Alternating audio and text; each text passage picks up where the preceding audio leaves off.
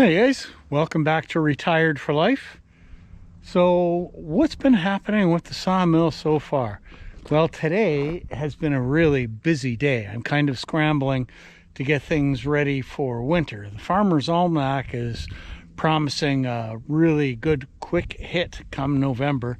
So I'm not going to take any chances, and I'm really scrambling around to get things done. I've got eave troughs all cleaned out now. We've got our wood pellets in, so there's 3 tons of pellets there.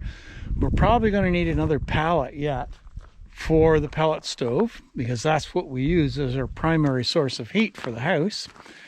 So there's been a lot of activity going around, getting things done, getting ready, and of course I've been sawing a little bit of lumber. Now, not much. You saw me running some poplar through, and I've continued on with that, and I've actually got my first stack of completed lumber. Let's have a look at that. So there is my first stack of poplar underneath this piece of sheet metal to keep it dry and yet still let it air. Now, as I think I've mentioned before, poplar has not got a huge lot of uses. So this stuff is just being cut up to go on the ceiling of the new sunroom, which I hope to get started on next spring. We'll have to see. So I've got one more poplar log over here that I'm going to pull off and get onto the sawmill. So what have I learned so far? It's been pretty interesting. I've got 2 logs sawed up now. One that is the stack of poplar that we were just looking at. I'm about to put the 3rd poplar log on, and we'll continue on with that. So one of the things that I discovered was this table that I made. Now, this was just kind of an idea because I watched a lot of people on their sawmills doing an awful lot of turning and bending and that type of thing. So this table has just been fantastic. It's really working well. I'm very pleased with it. So my lumber comes off and gets stacked onto that table. Sometimes it has to go back onto the saw, sometimes not. When it's ready to actually go into the drying tent, I can give it a good sweep off, take it in piece at a time, and stack it up in there. So that is a really, really good thing. It's working great. So one of the things that I discovered that kind of threw me for a bit of a loop and damaged one of my blades was this extendable saw blade support. I'll show you that. So this is it here, and it's great because you can reduce the amount of clearance around your blade when you've got a smaller log or smaller cant in there, which really helps support the blade.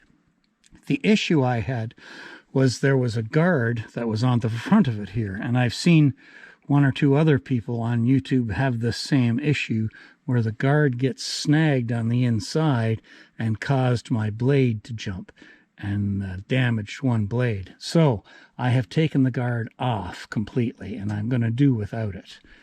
But besides that, that has been the only issue I have had so far. It has been a learning process, of course, and things have been going nice and slow, but we are getting there. So let's get that next poplar log onto the machine here and get ready to go again.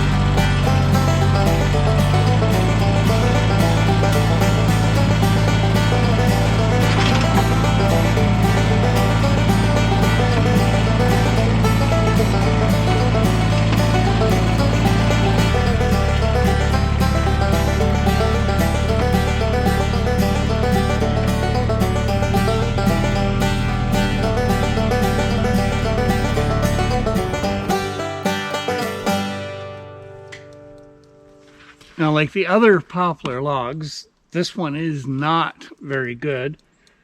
There's a lot of knots and stuff in it. So at least it's a little bit of experience, and we'll see how we do with it. I've got to put my toe board in because I need to raise this end up a little bit, which is cool. I haven't used that before. So we'll get that in place, get this log jacked up a bit, and get ready to cut.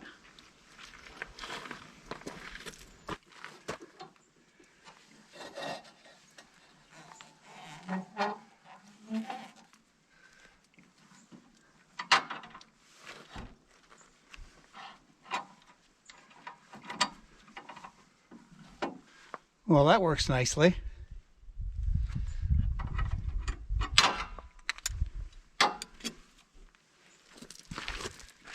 I'm going to go at this thing pretty aggressively because there is a lot of junk on it. So I'm not going to take little teeny slices off. I'm going to just try to get as much of the junk off of it and get a decent cant as quickly as I can with it. So let's get this thing running and see how we do.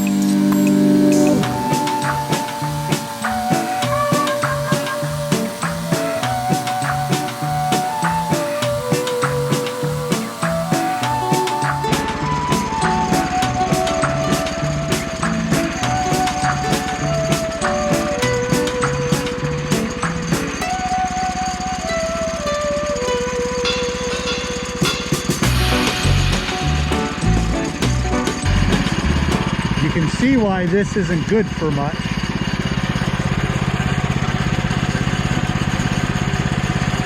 I don't think they're happy with me.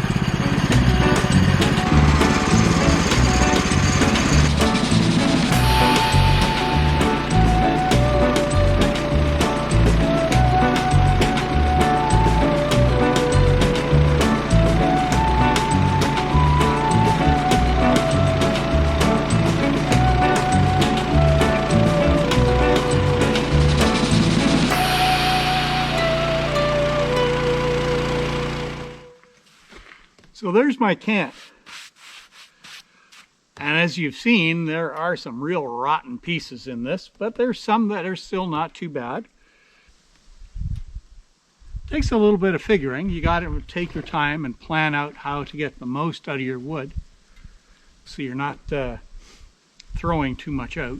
And of course, the quality matters too. You don't want to be adding a bunch of junk into it either. So we'll keep working on this.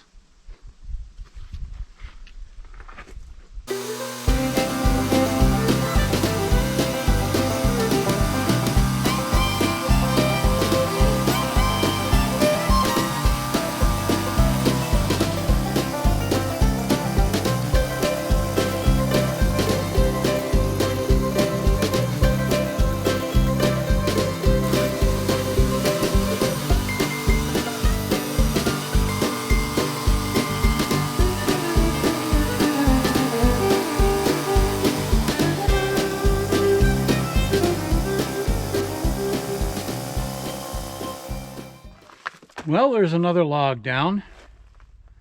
And that's pretty good. For a log that was as crappy as that one, I've still got a fair number of boards out of it. Having some of the ant holes and that type of thing in it, I don't really care about. If anything, it will kind of add to the appearance of it. It's not, these aren't structural, as I say, they're just going up against the ceiling just to close in the joists. So that's it for the poplar. I think next I'm going to be cutting some spruce, so I'm going to need some 2x4s and stuff out of that. So it's time to clean up, and then tomorrow I'm probably going to spend the day down at Art's helping him on his sawmill. He's got quite a bit of work to do, and there is a bit of a mess that I need my little tractor down there to do some cleanup with. I am a fan of DeWalt tools. They are pretty reasonably priced.